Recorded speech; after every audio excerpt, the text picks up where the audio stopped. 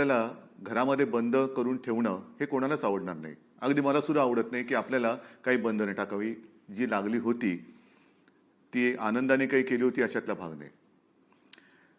पण या सगळ्या काळामध्ये जवळपास आता 1 वर्ष होत आलं.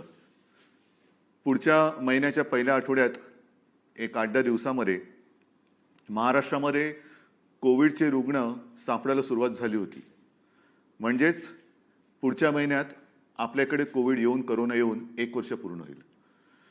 ती जी काही परिस्थिती होती फार भयानक होती. या काळामध्ये मी आपल्याशी संपर्क साधत होतो, संवाद साधत होतो आणि आपल्याकडनं ज्या काही प्रतिक्रिया मला येत होत्या, मला काल परवा कोणीतरी विचारलं की ह्या काळामधला संपूर्ण या लॉकडाऊन किंबहुना कोविडच्या काळातला आनंदाचा तर असूच शकत नाही, पण समाधानाचा क्षण आपला कोणता? आणि मी तेव्हाही सांगितलं, आजही सांगतोय की या सर्व काळामध्ये जो संवाद मी आपल्याशी करत होतो, जसा आज करतोय, आपण मला आपल्या कुटुंबातील परिवारातील एक सदस्य असं मानलं. मला असं वाटतं असं नातं हे भाग्य नशीब लागतं त्याला की जनतेचा आपल्यावरती विश्वास असायला लागतो आणि आपल्या आशीर्वादानेच आपण म्हणजे मी सुद्धा आणि तुम्ही सुद्धा ही लढाई लढतो आहोत आणि या लढाईमध्ये सुद्धा महाराष्ट्र पुढे नेतोय. आणि ते दिवस जे मी आपल्याला सांगत होतो फार भयानक होते. एवढी वाईट होती परिस्थिती की कोरोना आपल्या देशात आला, महाराष्ट्रात आला, मुंबई पुण्यात आला आणि मग हळूहळू हातपाय पसरायला लागला. काय करावं, कसं काय सगळं वातावरण किंवा परिस्थिती हाताळावी कोणालाच काही कल्पना नव्हती. औषध तेव्हाही नव्हतं, औषध आजही नाहीये. एक दिलासादायक बातमी म्हणजे आपल्या हातामध्ये आता वॅक्सिन नाही म्हटलं तरी आलेलं आहे. वॅक्सिनची सुरुवात झालेली आहे. महाराष्ट्रामध्ये आज जवळपास वॅक्सिनेशनचा जो कार्यक्रम आपण सुरू केला आहे त्या माध्यमातून 9 लाखाच्या आसपास आपण आपले ज्याला फ्रंटलाईन वर्कर्स म्हणतो किंवा अगदी कोविड योद्धे त्यांना त्याची सुरुवात केलेली आहे. सुरुवातीच्या काळामध्ये वॅक्सिनबद्दल सुद्धा एक गैरसमज किंवा समज होता की नक्की वॅक्सिनने साईड इफेक्ट काय होतात का, म्हणजे ह्याच्या उपयोगापेक्षा रोगापेक्षा इलाज भयंकर होतो का. पण आज 9 लाखाच्या आसपास आपण आपल्या या सगळ्या बांधवांना आणि भगिनींना जे जे आपल्यासाठी लढतायत त्यांना वॅक्सिन दिल्यानंतर कोणत्याही प्रकारे त्याचे साईड इफेक्ट्स, ज्याला घातक साईड इफेक्ट्स आपण म्हणू शकतो, तसे आढळून आलेले नाही आहेत. आणि म्हणून मी जे राहिलेले त्यातले आपले कोविड योद्धे आहेत त्यांना विनंती करतोय की आपण तर सैनिक आहात. आपल्या जीवावरती, आपल्या एका धैर्यावरती आपण हे युद्ध लढतो आहोत. मनामध्ये किंतु परंतु काही न ठेवता आपण बेधडकपणाने जाऊन लसीकरण करून घ्या. मग दुसरा प्रश्न येतो, त्यांना तर आपण देतोय, आम्हाला कधी मिळणार? आता आम्हाला कधी मिळणार हे सगळं काही जसं पूर्वी शिवसेना प्रमुख सांगायचे, ऊपरवाले की मेहरबानी. म्हणजे केंद्र सरकार हा सगळा कार्यक्रम ठरवतो आहे. कोणत्या राज्याला किती लस द्यायच्या, दरम्यानच्या काळात आजूबाजूच्या देशांना किती लसी द्यायच्या. कारण एक 4 दिवसापूर्वी किंबहुना गेल्या आठवड्यात आपण बातमी पाहिली असेल की साऊथ आफ्रिकेवरनं त्या लसी ज्या होत्या त्या परत दिलेल्या आहेत. ठीक आहे, त्या काही अगदीच काही ह्या नाही आहेत, म्हणजे निरुपयोगी नाही आहेत. आपल्या देशामध्ये ते उपयोगी आहेत. आणि आणखीन 1-2 महिन्यामध्ये आणखीन 1-2 कंपन्या आपल्याला लसी देणार आहेत. त्यांचं सुद्धा उत्पादन हळूहळू सुरू होते, ट्रायल सुरू आहे, चाचण्या सुरू आहेत. जसजसं त्यांचा सगळा तो कार्यक्रम पूर्ण करतील, आणखीन 2-4 कंपन्या ह्या वॅक्सिनमध्ये उत्पादन क्षेत्रामध्ये पुढे येत आहेत आणि आपल्याला वॅक्सिन्स मोठ्या प्रमाणात उपलब्ध होतील आणि तेव्हा मात्र आपण जनतेसाठी हा कार्यक्रम खुला करून देऊ. पण तोपर्यंत काय करायचं? तोपर्यंत तर नव्हे तर वॅक्सिन घेतल्यानंतर सुद्धा ज्याप्रमाणे मी काल परवाकडे शिवजयंतीसाठी शिवनेरीला जाऊन आलो, ते तर तिथे जाणं हे कर्तव्य आहेच. शिवजन्मभूमीवर जाणं आणि शिवरायाला वंदन करणं हे तर आपलं मोठं पवित्र काम असतं आणि माझ्यासाठी तर भाग्याचं काम आहे. याचं कारण पूर्वी मी शिवनेरीवरती जात होतो, पण या वेळेला आणि त्याच्या गेल्या वेळेला म्हणजे गेल्या वर्षी मुख्यमंत्री म्हणून मी तिथे गेलो. हे भाग्य आहे. तिथे गेल्यानंतर सुद्धा माझ्या लक्षात आलं की गेल्या वर्षीची शिवजयंती आणि ह्या वर्षीची शिवजयंती ह्याच्यामध्ये नाही म्हटलं तरी एक फरक होताच. गेल्या वर्षी गर्दी जास्त होती, यावेळेला गर्दी कमी होती, पण उत्साहात कुठेही फरक नव्हता. मग तिथे गेल्यानंतर मी माझं मनोगत जे काही व्यक्त केलं वंदन करताना, मी हेच सांगितलं की छत्रपती शिवरायांनी आपल्याला शत्रूशी लढायला एक जिद्द दिली. लढाईसाठी तलवार असणं गरजेचं आहेच, पण तलवार नुसती असून चालत नाही, तर तलवार चालवण्याची आणि मुळात लढण्याची आणि जिंकण्याची एक जिद्द लागते, ईर्ष्या लागते. ती प्रेरणा छत्रपती शिवरायांनी दिली. तो काळ वेगळा होता. त्यावेळेच्या लढाया ह्या तलवारीने आणि ढालीने लढायला लागत होत्या. ढाल, होय, ढाल आणि तलवार. वार करायचा असेल तर तलवार आणि वार झेलायचा असेल तर ढाल पाहिजे. हे सुद्धा युद्धच आहे. कोरोनासोबत आपण युद्ध लढतोच आहोत. मी तर तेव्हा असंच म्हटलं होतं, वॉर अगेन्स्ट व्हायरस. संपूर्ण एक वर्ल्ड वॉर सुरू आहे असंच म्हणा ना. पण हे युद्ध लढताना आपल्या हातात तलवार अजून आलेली नाहीये, औषध अजून आलेलं नाहीये, वॅक्सिन धीम्या गतीने येते. मग ढाल तरी पाहिजे. मग ढाल कुठे? ढाल आहे, आणि ती ढाल म्हणजे आपला मास्क. या लढाईमध्ये मास्क हीच आपली ढाल आहे. आणि ही जर का ढाल आपण काढली किंबहुना घालायला विसरलो तर मात्र हा शत्रू, जो छुपा शत्रू आहे, दिसत नाही, किंबहुना काही वेळेला आपल्याच आप्तस्वकीयांच्या माध्यमातून आपल्यावरती वार करतो, तो आपल्याला गाठल्याशिवाय राहणार नाही. आणि म्हणून माझी आपल्याला पुन्हा पुन्हा एकच विनंती आहे की मास्क घालणं हे अनिवार्याच्या आधी पण आणि लस घेतल्यानंतर सुद्धा. गेल्या काळामध्ये असं काही नाही की आपण सगळेच एकूण काही ठप्प करून ठेवलं होतं. पण ह्या पूर्वीचा काळ, त्याच्यामध्ये बेड्स मिळत नव्हते, ॲम्ब्युलन्स नव्हत्या, ऑक्सिजन कमी पडत होता, व्हेंटिलेटर्स नव्हते, औषधाची कथा तुम्हाला सांगितली की तेव्हाही नव्हतं, आताही नाहीये. मग करायचं काय? तर त्याही परिस्थितीमध्ये आपले सगळे डॉक्टर्स, आरोग्य कर्मचारी, पोलीस यंत्रणा आहे, महसूल यंत्रणा आहे, अगदी स्वयंसेवी संस्था सुद्धा ह्या सगळ्या युद्धामध्ये देवदूतासारख्या धावून आल्या. ती परिस्थिती काही जणांनी अनुभव घेतला असेल, फार वाईट होती. टीव्ही लावला की एकूण पुन्हा एकदा करोनाचं किती संकट वाढतंय हेच आपल्यासमोर यायचं. म्हणजे घाम फोडणारे ते दिवस होते. बेड्स मिळत नाही, ॲम्ब्युलन्स मिळत नाही, औषधांचा तुटवडा आहे, ऑक्सिजन नाही, व्हेंटिलेटर नाही. मग काही जणांच्या तक्रारी सुरू व्हायच्या आणि त्यावेळेला त्या खऱ्या होत्या. हे तर सोडा, औषधं सोडा, आपल्याकडे टेस्टिंग लॅब सुद्धा नव्हत्या. अख्ख्या महाराष्ट्रामध्ये फक्त 2 होत्या. त्या साधारणतः आपण 500 पर्यंत नेलेल्या आहेत. हे यापूर्वीच मी तुम्हाला सांगितलेले. पुन्हा त्याची मी काही उजळणी नाही करत. बेड्स किती होते, 7.5 बेड्स होते, त्याच्या आता 4 लाखाच्या आसपास आपण कसे केलेले आहेत, ही उजळणी नाही करत. पण तेव्हाचं जे चित्र होतं हे असं होतं. आणि नंतर आपण एका धीराने ही लढाई लढलो, महाराष्ट्र पुढे नेला. आपण त्याच्यामध्ये सुद्धा साधारणतः 1 लाख कोटीच्या वरती MOU सही केले. 2 लाखापर्यंत, 2 लाख कोटीपर्यंत आपण पोहोचतोय. कृषी क्षेत्रात काय केलं, दुसऱ्या क्षेत्रात काय केलं, पर्यटनामध्ये काय केलं, हे सगळं आपल्याला माहिती आहे. आज मी त्याच्यावरती नाही बोलणार. याचं कारण पुन्हा एकदा आपल्या राज्यामध्ये करोना डोकं वर काढतोय. आणि हे डोकं वर काढताना अजूनही ही लाट आपल्या राज्यात आले की नाही हे त्या 8-15 दिवसात कळेल. पण मधल्या काळामध्ये आपण थोडेसे शिथिल झालो. तुम्ही काय, थोडासा मी सुद्धा. सगळीकडे आपण फिरायला लागलो. लग्न समारंभ अजूनही त्याच्यावरती नाही म्हटलं तरी उपस्थितांच्या संख्येवरती बंधन आहे. अगदी मुंबईमध्ये असेल, प्रमुख शहरांमध्ये सुद्धा असेल, रेस्टॉरंटमध्ये आपण वेळा वाढवून दिल्या, हॉटेल्समध्ये वेळा वाढवून दिल्या, दुकानांच्या वेळा वाढवून दिल्या. वेळा का वाढवून दिल्या? तर गर्दी होऊ नये. लोकल्स सर्वसामान्यांसाठी कधी सुरू करणार? सुरू करून दिली. काही जणांना बाकीचं सगळं सोडा, आमची मंदिरं कधी उघडणार?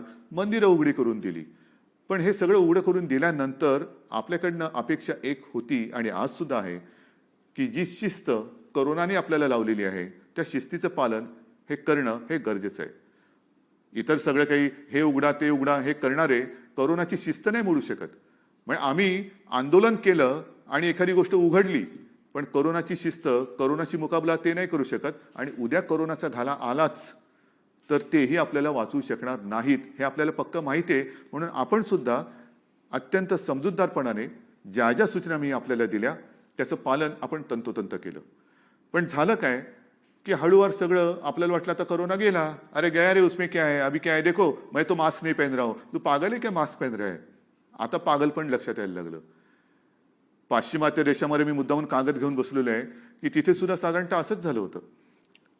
अगदी सुरुवातीलाच मी आपल्याला सांगितलं होतं, कोरोनाचं कसं असतं, लाट येते पुन्हा खाली जाते, पुन्हा येते पुन्हा खाली जाते. ती जेव्हा खाली येते तेव्हाच तिला थांबवायचं असतं.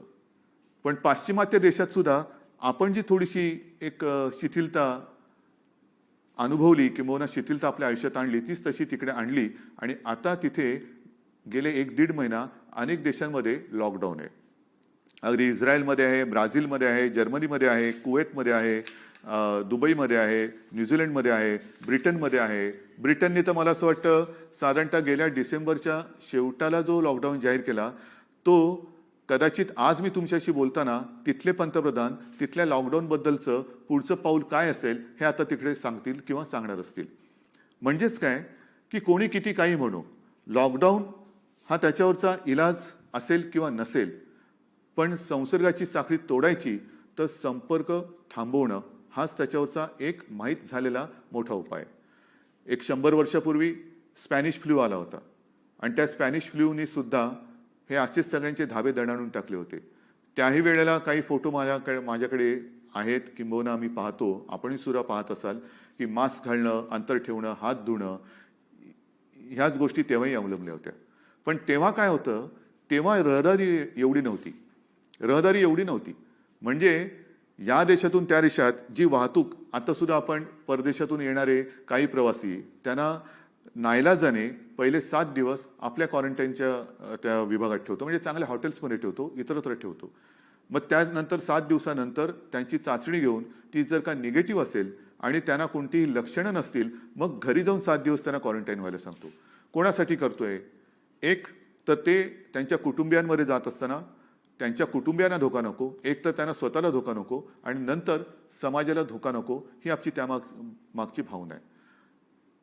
ठीक आहे, या सगळ्या गोष्टी आपल्याला आवडत नाहीत, पण आपल्याला आवडत नाहीत म्हणून कोरोना काही सूट देत नाहीये. आपल्याला ह्या गोष्टी पाळाव्याच लागणार आहेत. वॅक्सिनबद्दल मी आपल्याला सांगितलं, त्याच पद्धतीने आता थोडंसं एक बंधन आपल्या सर्वांना पुन्हा आणण्याची गरज आहे. मला एका गोष्टीचा मी अभिमानाने उल्लेख करेन. माझ्या मंत्रिमंडळातील सहकारी डॉक्टर नितीन राऊत, त्यांच्या घरचा लग्न समारंभ अगदी गेल्या आठवड्यात इकडेच डॉक्टर म्हणजे नितीनजी आणि वहिनी दोघंही येऊन सपत्नीक येऊन त्यांनी आम्हाला आग्रहाने आमंत्रित केलं की या तारखेला नागपूरमध्ये नंतर मुंबईमध्ये आपण अगत्याने यायचं. सगळे मला म्हणाले की उद्धवजी काळजी करू नका, मी सगळे नियम काटेकोरपणाने पाळणार. म्हटलं नितीनजी बघा बरं, तुला नाही ना काळजी करू नका. आणि आज त्यांनी त्यांच्या मुलाच्या लग्न सोहळ्याचा जो काही सोहळा असतो, लग्नाचा सोहळा असतो, तो त्यांनी रद्द केलेला आहे. याला म्हणतात सामाजिक जाणीव. नितीनजी, मी तुम्हाला तुमच्या मुलाला त्याच्या या शुभ कार्यासाठी शुभेच्छा तर देतोच, जनतेच्या वतीने आशीर्वाद देतो आणि आपण दाखवलेली ही जाणीव इतरही सगळे दाखवतील अशी अपेक्षा व्यक्त करतो. लग्न समारंभ सुरू झाले, मंडया उघडल्या, सगळं काही उघडलं, अगदी थिएटर सुरू झाली, पण थिएटर्स अजूनही शिस्तीमध्ये चाललेले आहेत. मुंबईमध्ये आणि शहरांमध्ये सुद्धा मोठमोठे हॉल्स आहेत, अगदी मोठमोठ्या पंचतारांकित हॉटेल्सचे हॉल्स आहेत, बँकेट हॉल्स. तिथे सुद्धा आपण नियमावली कडक केलेली आहे, कारण कुठेही सूट देऊन चालणार नाही. आणि तिथे तर आता आपण असं करतोय की समजा त्या हॉलमध्ये किंबोना ह्या सगळ्या मोठ्या बँकेट हॉलमध्ये जर काही नियमावली मोडली गेली असं दिसलं तर आपण त्या तिथल्या मालकावरती कारवाई करणार आणि त्याची सुरुवात आता झालेली आहे. पब्लिक प्लेसमध्ये सुद्धा म्हणजे सार्वजनिक ठिकाणी सुद्धा जर कोणी विना मास्क आढळलं तर त्याला आता दंड करायला सुरुवात केलेली आहे. ह्याचं कारण की आपण पूर्वी एक मोहीम राबवली होती, माझे कुटुंब माझी जबाबदारी. त्यावेळीची परिस्थिती वेगळी होती, तेव्हा लॉकडाऊन होता. आता लॉकडाऊन तसा नाहीये, लॉकडाऊन तसं कागदावर आहे फक्त, पण उघडलेलं आहे, लोकल सुरू झाले, सगळं उघडलेलं आहे. हेतू हा होता की जर का आता कोरोनाचं संकट ओसरलं असेल तर थोडा पुन्हा मोकळा श्वास घेणं आणि बंद पडलेलं अर्थचक्र त्याला थोडीशी गती देणं. दुर्दैवाने काय होतंय किंबहुना झालं की अर्थचक्राला गती देत असताना अर्थचक्र फिरायला लागलं, पण कोरोनाचं संकट आलं. लॉकडाऊन करायचं का? हाच तर आजचा मोठा विषय आहे. याचं कारण असं की सगळ्या गोष्टी आपल्याला सुरू पाहिजेत, पण त्या सुरू करताना आपल्याकडे काही शिस्तीची गरज आहे. आकडे जे काय मला सांगतायत हे मी तुमच्यासमोर जे आता आकडे सांगतोय ते बघा तुम्हाला कसं वाटतंय. आज सुद्धा आपल्या राज्यामध्ये साधारणतः 6,971 म्हणजे 7,000 नवीन रुग्ण सापडलेले आहेत. नवीन 7,000. 15 दिवसापूर्वी काय परिस्थिती होती? कोरोना गया, कुछ नहीं है अभी. कारण त्यावेळेला महाराष्ट्रामध्ये साधारणतः 2 ते 2,500 रुग्ण हे तेव्हा सापडत होते. म्हणजे खरंच एक चांगलं वातावरण होतं. चांगलं वातावरण होतं. आणि हे वातावरण, ही परिस्थिती ही अशीच नव्हती आली. काही जणांना असं वाटत असेल हे असंच झालं. असंच नाही. हे सगळं तुमचं एक कर्तृत्व होतं आणि आपल्या तमाम कोविड योद्ध्यांची अविरत मेहनत. त्यांनी स्वतःचा जीव प्रसंगी धोक्यात टाकून जनतेसाठी म्हणजे आपल्यासाठी मेहनत केली. स्वतःचं आयुष्य नाही पाहिलं, स्वतःचं कुटुंब नाही पाहिलं, घर नाही पाहिलं, मुलं बाळं नाही पाहिली, आई वडील नाही पाहिले, पत्नी भाऊ बहीण नाही. माझी जनता आहे आणि माझं कर्तव्य आहे म्हणून त्यांनी आपल्यासाठी अहोरात्र मेहनत केली. काही जणांनी त्याच्यामध्ये स्वतःचे जीव सुद्धा गमावले. हे फार म्हणजे हृदयद्रावक कसं हे एक वातावरण आहे. आणि त्यांनी जे काही बलिदान केलेलं आहे, शहीद झालेले आहेत, हो हे शहीदच म्हणावं लागेल या युद्धामध्ये झालेले, त्यांच्या मेहनतीवरती आपल्याकडनं पाणी टाकलं जातं कामा नये. म्हणजे आता मला जे काही दिसतंय काही ठिकाणी कोविड योद्ध्यांचा सत्कार केला जातोय. कोविड योद्ध्यांचा सत्कार घ्यायचा आणि त्यांना काहीतरी एक आपलं हार तुरे द्यायचे, शाल श्रीफळ द्यायचं आणि कोविड योद्ध्याचा सत्कार. आनंद आहे, केलाच पाहिजे. कोविड योद्ध्याचा सत्कार हा झालाच पाहिजे. पण सत्कार करताना किमान एक मनामध्ये भावना अशी पाहिजे की आणखीन कोविड योद्धे निर्माण होण्याची आवश्यकता लागता कामा नये. किंबहुना हे कोविड योद्धे जे युद्ध लढतायत ह्या युद्धात आपला सहभागी जरी नसला, आपण कोविड योद्धे जरी होत नसलो तरी कोविड दूत तरी होऊ नका. कोरोनाचे योद्धे जरी नाही झालात तरी कोरोना दूत अशी कृपा करून होऊ नका.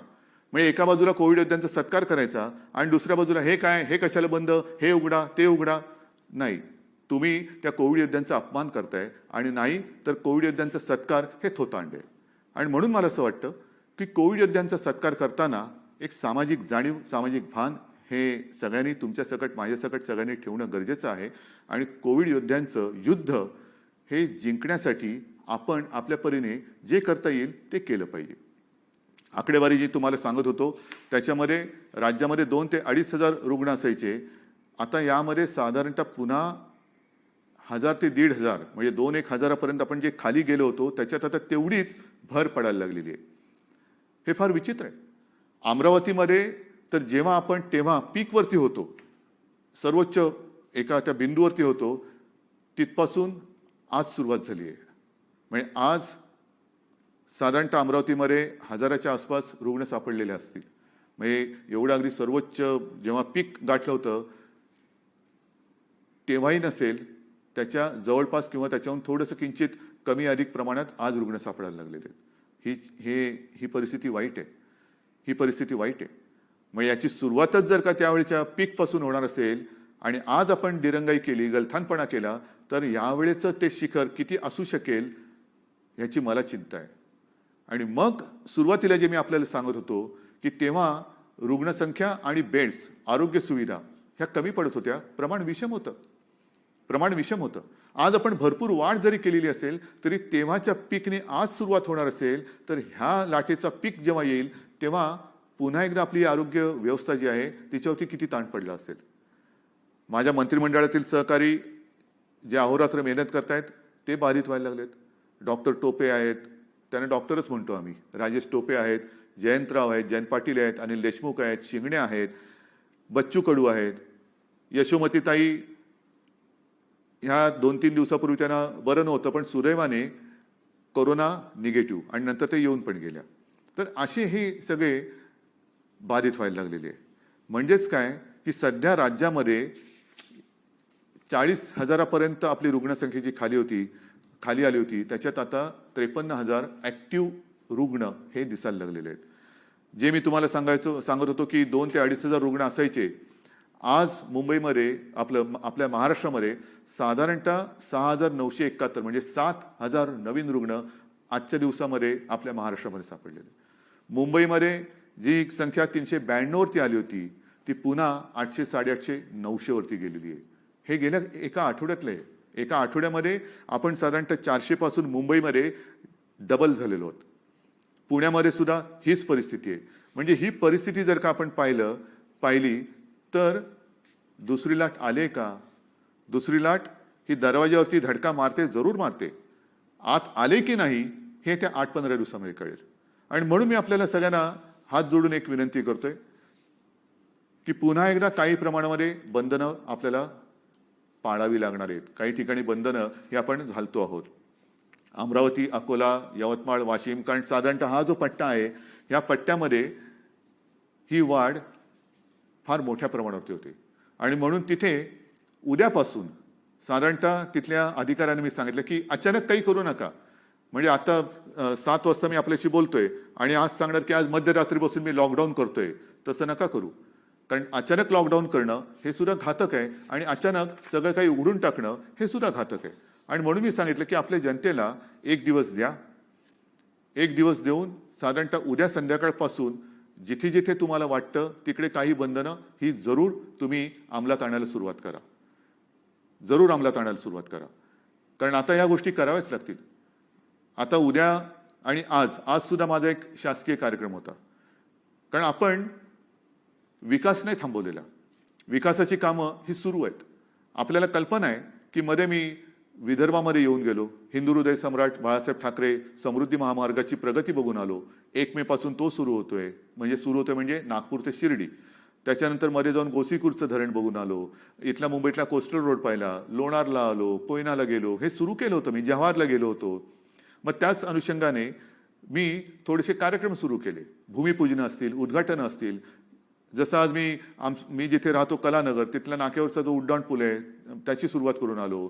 त्याच्यानंतर वरळी ते शिवडी त्याचं एक भूमिपूजन करून आलो. त्याच्या आधी मी शिवडी ते नावाशेवा ह्याची प्रगती बघून आलो. पण आता मात्र हे कार्यक्रम थोडे आटोपते घ्यावे लागणार आहे. एक तर आता उद्याचा एक कार्यक्रम आहे रायगड जिल्ह्यामधला. तिथे सुद्धा मी सूचना दिल्यात की कमीत कमी माणसं पाहिजेत. म्हणजे तिथे जे लोकप्रतिनिधी आहेत, प्रमुख लोक आहेत आणि शासकीय प्रशासकीय अधिकारी, आमदार, खासदार यांच्या व्यतिरिक्त कृपा करून जनतेला हात जोडून सांगा की आता गर्दी करू नका. जी लोक येतील त्यांना सुद्धा अंतर ठेवून बसवायचं. तोंडावरती मास्क पाहिजे. जास्त गर्दी करायची नाही.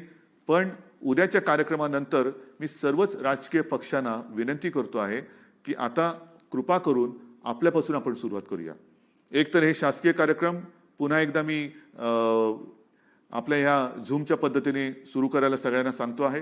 त्याचप्रमाणे अगदी उद्यापासून सर्व राजकीय, धार्मिक आणि सामाजिक मिरवणुका, मोर्चे, आंदोलनं म्हटल्यानंतर तशी आंदोलनं नाही पण गर्दी करणारी आंदोलनं आणि मोठ्या काही यात्रा ह्याला पुन्हा एकदा राज्यात काही दिवसांसाठी आपण बंदी करत आहोत. कृपा करून सगळ्यांनी याची नोंद घ्यावी आणि सगळ्यांनी सहकार्य करावं. पक्ष वाढवायचा आहे, जरूर वाढवायचा आहे. सर्वांनाच पक्ष वाढवण्याचा अधिकार आहे. मला सुद्धा पक्ष वाढवायचा आहे. माझे सहकारी मित्रांना पक्ष वाढवायचा आहे. विरोधी पक्षांना सुद्धा पक्ष वाढवायचा आहे. पण आपण पक्ष वाढवूया, कोरोना वाढवूया नको. कोरोना नको वाढवूया. या युद्धामध्ये आपण सगळे एकत्र राहिलं पाहिजे. कारण ते जर का आपण एकत्र राहिलो नाही तर मात्र पुन्हा एकदा आपल्याला लॉकडाऊन अत्यंत कडक पद्धतीने करावा लागेल. आणि ही सूचना मी नाही, कोरोना आपल्याला देतोय. माझे कुटुंब माझी जबाबदारी ही जशी मोहीम आपण राबवली तेव्हा आपण सगळेजण घरात होतात. घराघरामध्ये आपले आरोग्य कर्मचारी, इतर सगळे यंत्रणेचे कर्मचारी येऊन आपली विचारपूस करत होते. पण आता ही मोहीम पुन्हा करायची झाली तर अवघड आहे. ह्याचं कारण तेव्हा आपण घरामध्ये होतात, आता सगळे घराबाहेर आहेत. मग ह्या यंत्रणेवरती किती ताण टाकायचा? असं मी म्हटलं की आता लॉकडाऊन करावं लागेल का? काही जण म्हणतात तुम्ही टेस्टिंग वाढवले, टेस्टिंग पण वाढवले. पण एका यंत्रणेवरती आपण ताण टाकायचा आणि आपण बेभानपणाने वागायचं, हा त्या यंत्रणेवरती केलेला अमानुष अत्याचार नाही म्हणत, पण मी त्यांच्याशी केलेला आपण अमानुषपणा म्हणेल. आपण सगळीच माणसं आहोत, सगळ्यांनाच आयुष्य हे पाहिजे आहे. आणि मला असं वाटतं की माझे कुटुंब माझी जबाबदारी ही जशी मोहीम आपण राबवली आणि यशस्वी केली, तशी एक नवीन मोहीम आपण राबवली पाहिजे. ती म्हणजे मी जबाबदार. होय मीच जबाबदार, हे प्रत्येकाने सांगायचे मीच जबाबदार आहे. मी जबाबदार म्हणजे काय की ही जी काही आपली बंधनं आहेत की मी घराबाहेर पडताना मास्क घालेनच, हात धुणार, ते सॅनिटायझर आपण विसरलो. पूर्वी प्रत्येकाच्या खिशामध्ये एक छोटी सॅनिटायझरची बाटली होती, हात लगेच आपण धुत होतो. आणि अंतर ठेवणार. एक तर काल जी नीती आयोगाची बैठक झाली माननीय पंतप्रधानांसमोर, त्याच्यात ज्या काही मी सूचना केल्यात त्या सूचनेमध्ये एक सूचना ही महत्त्वाची होती, ती म्हणजे ऑफिसच्या वेळा या विभागणे. म्हणजे 24 तास आपल्याला असतातच. या 24 तासाचा उपयोग जर का आपण नीट केला, वेळेची विभागणी केली, काही जणांनी ज्यांना ऑफिसमध्ये येण्याची आवश्यकता नाही वर्क फ्रॉम होम केलं, आणि वर्क फ्रॉम होममध्ये सुद्धा आपण तुकड्या केल्या की आज ह्या महिन्यामध्ये ही जी बॅच आहे माझी ती वर्क फ्रॉम होम करेल, त्याच्यानंतर ती ऑफिसमध्ये यायला लागेल, ही वर्क फ्रॉम होम करेल, त्याच्यानंतर ती येईल, ही वर्क फ्रॉम होम करेल. तर कारण नसताना जी गर्दी होते ती गर्दी मग ट्रेनमध्ये असेल, बसमध्ये असेल, कार्यालयामध्ये असेल, इतर वेळेला खाण्यापिण्याच्या ठिकाणी असेल, ही आपण नियंत्रित ठेवू शकतो. वर्क फ्रॉम होम आहे, ऑफिसच्या वेळा विभागणी करा, आणि त्याचबरोबरीने या 3 गोष्टी आहेत त्या पाळा.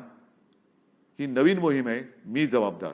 आणि मला खात्री आहे की ही मी जबाबदार ही मोहीम आपण सगळेजण जसं आजपर्यंत आपण सगळेजण सहकार्य करत आलात, तशीच ही मोहीम सुद्धा आपण आजपासून राबवाल ही मला आशा आहे, अपेक्षा आहे. आता शेवटचा प्रश्न आहे, लॉकडाऊन करायचा का?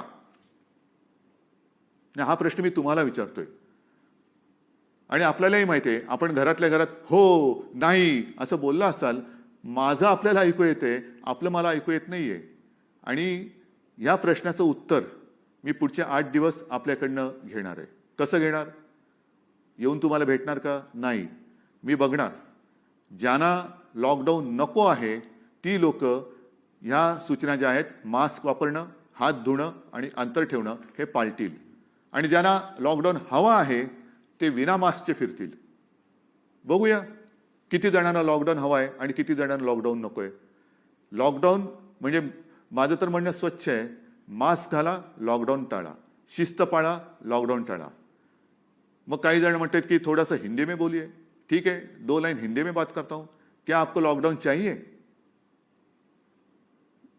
लॉकडाउन चाहिए, हाँ या ना? अरे भाइयों और बहनों, आप जो कह रहे हैं, मेरी आवाज आप तक आ रही है, लेकिन आपकी आवाज नहीं आ रही है.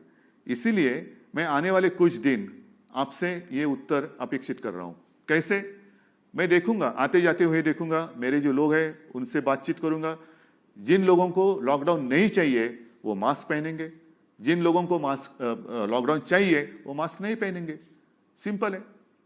लॉकडाउन अगर नहीं चाहिए तो जो 3 चीज हमेशा मैं कहते आ रहा हूं, मास्क पहनिए, हाथ धोइए और एक दूसरे से एक सुरक्षित अंतर टाळा, शिस्त पाळा आणि लॉकडाऊन टाळा.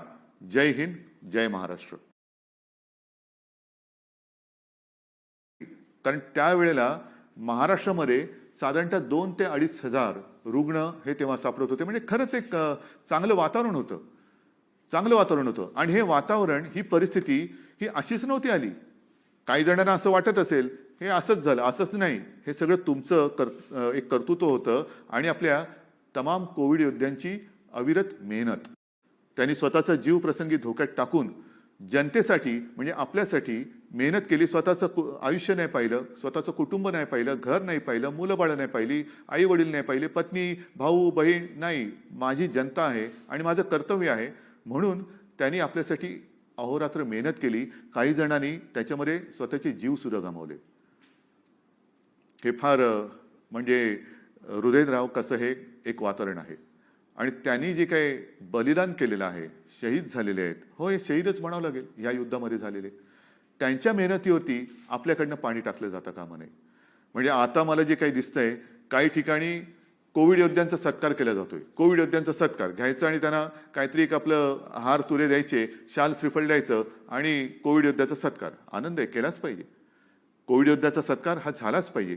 पण सत्कार करताना किमान एक मनामध्ये भावना अशी पाहिजे की आणखीन कोविड योद्धे निर्माण होण्याची आवश्यकता लागता कामा नये. किंबहुना हे कोविड योद्धे जे युद्ध लढतायत, ह्या युद्धात आपला सहभागी जरी नसला, आपण कोविड योद्धे जरी होत नसलो तरी कोविड दूत तरी होऊ नका. कोरोनाचे योद्धे जरी नाही झालात तरी कोरोना दूत अशी कृपा करून होऊ नका. म्हणजे एका बाजूला कोविड योद्ध्यांचा सत्कार करायचा आणि दुसऱ्या बाजूला हे काय, हे कशाला बंद, हे उघडा, ते उघडा. नाही, तुम्ही त्या कोविड योद्ध्यांचा अपमान करताय आणि नाही तर कोविड योद्ध्यांचा सत्कार हे थोतांडे. आणि म्हणून मला असं वाटतं की कोविड योद्ध्यांचा सत्कार करताना एक सामाजिक जाणीव, सामाजिक भान हे सगळ्यांनी, तुमच्या सकट, माझ्या सकट सगळ्यांनी ठेवणं गरजेचं आहे. आणि कोविड योद्ध्यांचं युद्ध हे जिंकण्यासाठी आपण आपल्या परीने जे करता येईल ते केलं पाहिजे. आकडेवारी जी तुम्हाला सांगत होतो त्याच्यामध्ये राज्यामध्ये 2 ते 2,500 रुग्ण असायचे. आता यामध्ये साधारणतः पुन्हा 1000 ते 1,500 म्हणजे 2-1 हजारापर्यंत आपण जे खाली गेलो होतो त्याच्यात आता तेवढीच भर पडायला लागलेली आहे. हे फार विचित्र आहे. अमरावतीमध्ये तर जेव्हा आपण तेव्हा पीकवरती होतो, सर्वोच्च एका त्या बिंदूवरती होतो, तिथपासून आज सुरुवात झाली आहे. म्हणजे आज साधारणतः अमरावतीमध्ये 1000च्या आसपास रुग्ण सापडलेले असतील. म्हणजे एवढं अगदी सर्वोच्च जेव्हा पीक गाठलं होतं तेव्हाही नसेल, त्याच्या जवळपास किंवा त्याच्याहून थोडंसं किंचित कमी अधिक प्रमाणात आज रुग्ण सापडायला लागलेले आहेत. ही परिस्थिती वाईट आहे. ही परिस्थिती वाईट आहे. मग याची सुरुवातच जर का त्यावेळेच्या पीकपासून होणार असेल आणि आज आपण दिरंगाई केली, गलथानपणा केला, तर यावेळेचं ते शिखर किती असू शकेल याची मला चिंता आहे. आणि मग सुरुवातीला जे मी आपल्याला सांगत होतो की तेव्हा रुग्णसंख्या आणि बेड्स, आरोग्य सुविधा ह्या कमी पडत होत्या, प्रमाण विषम होतं. आज आपण भरपूर वाढ जरी केलेली असेल तरी तेव्हाच्या पीकने आज सुरुवात होणार असेल तर ह्या लाटेचा पीक जेव्हा येईल तेव्हा पुन्हा एकदा आपली आरोग्य व्यवस्था जी आहे तिच्यावरती किती ताण पडला असेल. माझ्या मंत्रिमंडळातील सहकारी जे अहोरात्र मेहनत करतायत ते बाधित व्हायला लागलेत. डॉक्टर टोपे आहेत, त्यांना डॉक्टरच म्हणतो आम्ही, राजेश टोपे आहेत, जयंतराव आहेत, जयंत पाटील आहेत, अनिल देशमुख आहेत, शिंगणे आहेत, बच्चू कडू आहेत, यशोमतीताई ह्या 2-3 दिवसापूर्वी त्यांना बरं नव्हतं पण सुदैवाने कोरोना निगेटिव्ह आणि नंतर ते येऊन पण गेल्या. तर असे हे सगळे बाधित व्हायला लागलेले आहे. म्हणजेच काय की सध्या राज्यामध्ये 40,000पर्यंत आपली रुग्णसंख्या जी खाली आली होती त्याच्यात आता 53,000 ॲक्टिव्ह रुग्ण हे दिसायला लागलेले आहेत. जे मी तुम्हाला सांगत होतो की 2 ते 2,500 रुग्ण असायचे, आज मुंबईमध्ये आपल्या महाराष्ट्रामध्ये साधारणतः 6,971 म्हणजे 7,000 नवीन रुग्ण आजच्या दिवसामध्ये आपल्या महाराष्ट्रामध्ये सापडलेले. मुंबईमध्ये जी संख्या 392वरती आली होती ती पुन्हा 800, 850, 900 वरती गेलेली आहे. हे गेल्या एका आठवड्यातलं आहे. एका आठवड्यामध्ये आपण साधारणतः 400 पासून मुंबईमध्ये डबल झालेलो आहोत. पुण्यामध्ये सुद्धा हीच परिस्थिती आहे. म्हणजे ही परिस्थिती जर का आपण पाहिली तर दुसरी लाट आले का? दुसरी लाट ही दरवाज्यावरती धडका मारते, जरूर मारते. आत आले की नाही हे त्या 8-15 दिवसामध्ये कळेल. आणि म्हणून मी आपल्याला सगळ्यांना हात जोडून एक विनंती करतोय की पुन्हा एकदा काही प्रमाणामध्ये बंधनं आपल्याला पाळावी लागणार आहेत. काही ठिकाणी बंधनं हे आपण घालतो आहोत. अमरावती, अकोला, यवतमाळ, वाशिम, कारण साधारणतः हा जो पट्टा आहे या पट्ट्यामध्ये ही वाढ फार मोठ्या प्रमाणावरती होते. आणि म्हणून तिथे उद्यापासून साधारणतः तिथल्या अधिकाऱ्यांनी मी सांगितलं की अचानक काही करू नका. म्हणजे आता 7 वाजता मी आपल्याशी बोलतोय आणि आज सांगणार की आज मध्यरात्रीपासून मी लॉकडाऊन करतोय, तसं नका करू. कारण अचानक लॉकडाऊन करणं हे सुद्धा घातक आहे आणि अचानक सगळं काही उघडून टाकणं हे सुद्धा घातक आहे. आणि म्हणून मी सांगितलं की आपल्या जनतेला 1 दिवस द्या. 1 दिवस देऊन साधारणतः उद्या संध्याकाळपासून जिथे जिथे तुम्हाला वाटतं तिकडे काही बंधनं ही जरूर तुम्ही अंमलात आणायला सुरुवात करा. जरूर अंमलात आणायला सुरुवात करा. कारण आता ह्या गोष्टी कराव्याच लागतील. आता उद्या आणि आज सुद्धा माझा एक शासकीय कार्यक्रम होता. कारण आपण विकास नाही थांबवलेला. विकासाची कामं ही सुरू आहेत. आपल्याला कल्पना आहे की मध्ये मी विदर्भामध्ये येऊन गेलो. हिंदू हृदय सम्राट बाळासाहेब ठाकरे समृद्धी महामार्गाची प्रगती बघून आलो. 1 मे पासून तो सुरू होतोय म्हणजे नागपूर ते शिर्डी. त्याच्यानंतर मध्ये जाऊन गोसीखुर्दचं धरण बघून आलो. इथला मुंबईतला कोस्टल रोड पाहिला, लोणारला आलो, कोयनाला गेलो. हे सुरू केलं होतं मी, जव्हारला गेलो होतो. मग त्याच अनुषंगाने मी थोडेसे कार्यक्रम सुरू केले. भूमिपूजन असतील, उद्घाटन असतील. जसं आज मी जिथे राहतो कलानगर, तिथल्या नाक्यावरचा जो उड्डाण पूल आहे त्याची सुरुवात करून आलो. त्याच्यानंतर वरळी ते शिवडी त्याचं एक भूमिपूजन करून आलो. त्याच्या आधी मी शिवडी ते नावाशेवा ह्याची प्रगती बघून आलो. पण आता मात्र हे कार्यक्रम थोडे आटोपते घ्यावे लागणार आहे. एक तर आता उद्याचा एक कार्यक्रम आहे रायगड जिल्ह्यामधला, तिथे सुद्धा मी सूचना दिल्यात की कमीत कमी माणसं पाहिजेत. म्हणजे तिथे जे लोकप्रतिनिधी आहेत, प्रमुख लोक आहेत आणि शासकीय प्रशासकीय अधिकारी, आमदार खासदार यांच्या व्यतिरिक्त कृपा करून जनतेला हात जोडून सांगा की आता गर्दी करू नका. जी लोक येतील त्यांना सुद्धा अंतर ठेवून बसवायचं, तोंडावरती मास्क पाहिजे, जास्त गर्दी करायची नाही. पण उद्याच्या कार्यक्रमानंतर मी सर्वच राजकीय पक्षांना विनंती करतो आहे की आता कृपा करून आपल्यापासून आपण सुरुवात करूया. एक तर हे शासकीय कार्यक्रम पुन्हा एकदा मी आपल्या ह्या झूमच्या पद्धतीने सुरू करायला सगळ्यांना सांगतो आहे. त्याचप्रमाणे अगदी उद्यापासून सर्व राजकीय, धार्मिक आणि सामाजिक मिरवणुका, मोर्चे, आंदोलनं म्हटल्यानंतर तशी आंदोलनं आहे, पण गर्दी करणारी आंदोलनं आणि मोठ्या मोठ्या काही यात्रा ह्याला पुन्हा एकदा राज्यात काही दिवसांसाठी आपण बंदी करत आहोत. कृपा करून सगळ्यांनी ह्याची नोंद घ्यावी आणि सगळ्यांनी सहकार्य करावं. पक्ष वाढवायचा आहे, जरूर वाढवायचा आहे. सर्वांनाच पक्ष वाढवण्याचा अधिकार आहे. मला सुद्धा पक्ष वाढवायचा आहे, माझे सहकारी मित्रांना पक्ष वाढवायचा आहे, विरोधी पक्षांना सुद्धा पक्ष वाढवायचा आहे. पण आपण पक्ष वाढवूया, कोरोना वाढवूया नको, कोरोना नको वाढवूया. या युद्धामध्ये आपण सगळे एकत्र राहिलं पाहिजे. कारण ते जर का आपण एकत्र राहिलो नाही तर मात्र पुन्हा एकदा आपल्याला लॉकडाऊन अत्यंत कडक पद्धतीने करावा लागेल. आणि ही सूचना मी नाही, कोरोना आपल्याला देतोय. माझे कुटुंब माझी जबाबदारी ही जशी मोहीम आपण राबवली तेव्हा आपण सगळेजण घरात होतात. घराघरामध्ये आपले आरोग्य कर्मचारी, इतर सगळे यंत्रणेचे कर्मचारी येऊन येऊन आपली विचारपूस करत होते. पण आता ही मोहीम पुन्हा करायची झाली तर अवघड आहे. ह्याचं कारण तेव्हा आपण घरामध्ये होतात, आता सगळे घराबाहेर आहेत. मग ह्या यंत्रणेवरती किती ताण टाकायचा. असं मी म्हटलं की आता लॉकडाऊन करावं लागेल का. काही जण म्हणतात तुम्ही टेस्टिंग वाढवलंय, टेस्टिंग पण वाढवलंय. पण एका यंत्रणेवरती आपण ताण टाकायचा आणि आपण बेभानपणाने वागायचं, हा त्या यंत्रणेवरती केलेला अमानुष अत्याचार नाही म्हणत, पण मी त्यांच्याशी केलेला आपण अमानुषपणा म्हणेल. आपण सगळीच माणसं आहोत, सगळ्यांनाच आयुष्य हे पाहिजे आहे. आणि मला असं वाटतं की माझे कुटुंब माझी जबाबदारी ही जशी मोहीम आपण राबवली आणि यशस्वी केली, तशी एक नवीन मोहीम आपण राबवली पाहिजे. ती म्हणजे मी जबाबदार. होय, मीच जबाबदार. हे प्रत्येकाने सांगायचे, मी जबाबदार आहे. मी जबाबदार म्हणजे काय की ही जी काय आपली बंधनं आहेत की मी घराबाहेर पडताना मास्क घालेनच, हात धुणार, ते सॅनिटायझर आपण विसरलो. पूर्वी प्रत्येकाच्या खिशामध्ये एक छोटी सॅनिटायझरची बाटली होती, हात लगेच आपण धुत होतो आणि अंतर ठेवणार. एक तर काल जी नीती आयोगाची बैठक झाली माननीय पंतप्रधानांसमोर, त्याच्यात ज्या काही मी सूचना केल्यात त्या सूचनेमध्ये एक सूचना ही महत्वाची होती, ती म्हणजे ऑफिसच्या वेळा या विभागणे. म्हणजे 24 तास आपल्याला असतातच. या 24 तासाचा उपयोग जर का आपण नीट केला, वेळेची विभागणी केली, काही जणांनी ज्यांना ऑफिसमध्ये येण्याची आवश्यकता नाही वर्क फ्रॉम होम केलं आणि वर्क फ्रॉम होममध्ये सुद्धा आपण तुकड्या केल्या की आज ह्या महिन्यामध्ये ही जी बॅच आहे माझी ती वर्क फ्रॉम होम करेल, त्याच्यानंतर ती ऑफिसमध्ये यायला लागेल, ही वर्क फ्रॉम होम करेल, त्याच्यानंतर ती येईल, ही वर्क फ्रॉम होम करेल. तर कारण नसताना जी गर्दी होते ती गर्दी मग ट्रेनमध्ये असेल, बसमध्ये असेल, कार्यालयामध्ये असेल, इतर वेळेला खाण्यापिण्याच्या ठिकाणी असेल, ही आपण नियंत्रित ठेवू शकतो. वर्क फ्रॉम होम आहे, ऑफिसच्या वेळा विभागणी करा आणि त्याचबरोबरीने या 3 गोष्टी आहेत त्या पाळा. ही नवीन मोहीम आहे, मी जबाबदार. आणि मला खात्री आहे की ही जबाबदार ही मोहीम आपण सगळेजण, जसं आजपर्यंत आपण सगळेजण सहकार्य करत आलात, तशीच ही मोहीम सुद्धा आपण आजपासून राबवाल ही मला आशा आहे, अपेक्षा आहे. आता शेवटचा प्रश्न आहे, लॉकडाऊन करायचा का. हा प्रश्न मी तुम्हाला विचारतोय. आणि आपल्यालाही माहिती आहे, आपण घरातल्या घरात हो नाही असं बोलला असाल, माझं आपल्याला ऐकू येते, आपलं मला ऐकू येत नाहीये.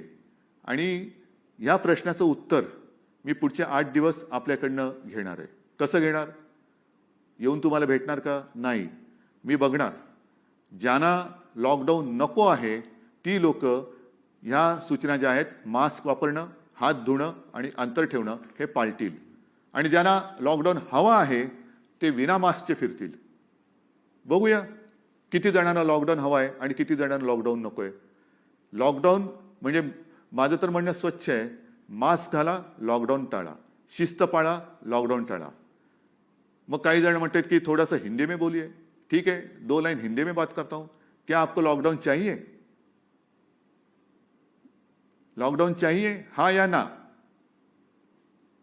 अरे भाइयों और बहनों, आप जो कह रहे हैं, मेरी आवाज आप तक आ रही है, लेकिन आपकी आवाज नहीं आ रही है.